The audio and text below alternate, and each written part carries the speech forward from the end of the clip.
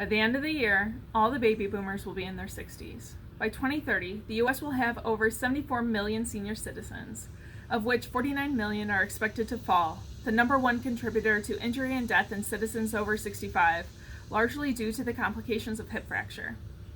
In addition to the burden carried by individuals, the U.S. spends an estimated $10 to $15 billion annually caring for these fractures.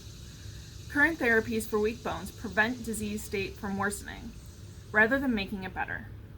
I'm Emily Pendleton, and my work will contribute to the rejuvenation of bone health by identifying cells that are best for bone regeneration.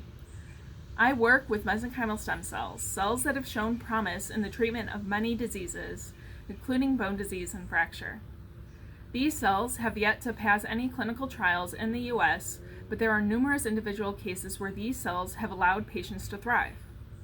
So why have some patients succeeded with cell therapies while others failed to see effects? Cells are often transplanted into patients in their primitive state, at a point where doctors cannot determine if the donor cells can create bone.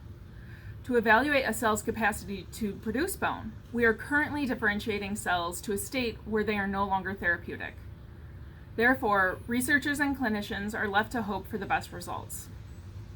We are developing an assay that can predict osteogenic capabilities of cells to change our approach to cell therapies for bones. Thus, we are identifying cells that are primed for therapy when they are the most therapeutic.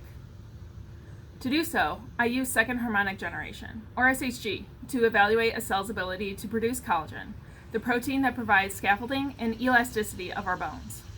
Importantly, SHG will not damage live cell cultures nor tissue, allowing us to describe collagen production, secretion, and orientation to identify therapeutic cells weeks before current osteogenic measures can be evaluated, when cells can still be used for therapy. Once we have identified cells entering osteogenesis in a dish using our technique, we then place them in our animal model and monitor the therapeutic response. Our method will allow for other researchers to examine collagen in a new approach to bone health and therapies, thus shifting the paradigm of the field. By integrating our method into biomanufacturing, we can reduce the cost of producing cell therapies, and in patients, our techniques can be used with X-rays to give a more complete picture of bone health. The development of collagen production analysis standards for early identification of osteogenic cells could create regenerative therapeutic options for bone disorders and fractures, and revolutionize the biomanufacturing process.